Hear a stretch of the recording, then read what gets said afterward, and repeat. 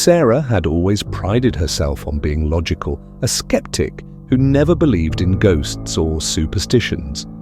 Moving into an old Victorian house at the edge of town, she was more interested in its charm than its history. The house was large, with creaking floorboards and high ceilings, a perfect place to start fresh after a difficult breakup. At first, everything seemed fine. She spent her days unpacking and getting to know the house, enjoying its quiet solitude. But over time, small things began to happen. Things she couldn't easily explain away. A soft scraping sound in the walls. The occasional creak of the stairs when no one was there. Whispering voices she could never quite make out, always at the edge of her hearing.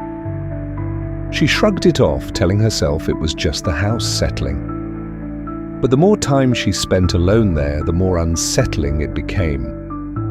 One night, as she lay in bed, she heard it, the sound of footsteps, soft, deliberate, as if someone was walking outside her bedroom door.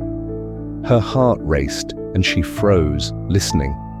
The footsteps stopped, then started again, pacing back and forth. She gathered the courage to open the door, but when she did, there was no one there. The hallway was empty, silent, but the air felt thick, suffocating. She closed the door and locked it, trying to convince herself it was nothing. The noises continued, though. Knocks on the door, whispers in the walls, the feeling of being watched. Sarah tried to ignore them, but they only grew more insistent.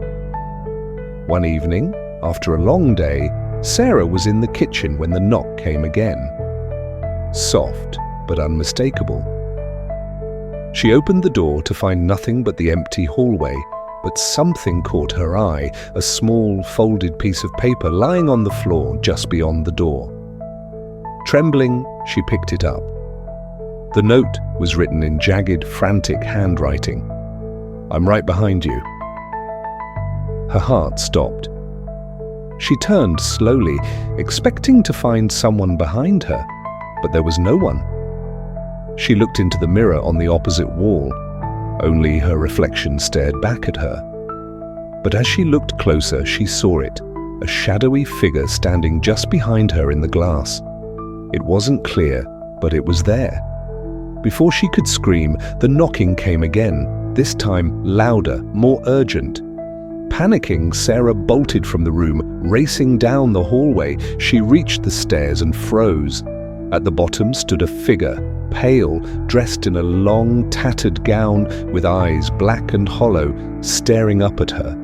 Her breath caught in her throat. She turned to run, but the whispers filled her mind, and the knocking surrounded her. "You're not alone." The house wasn't empty. It had been waiting, and now it was claiming her.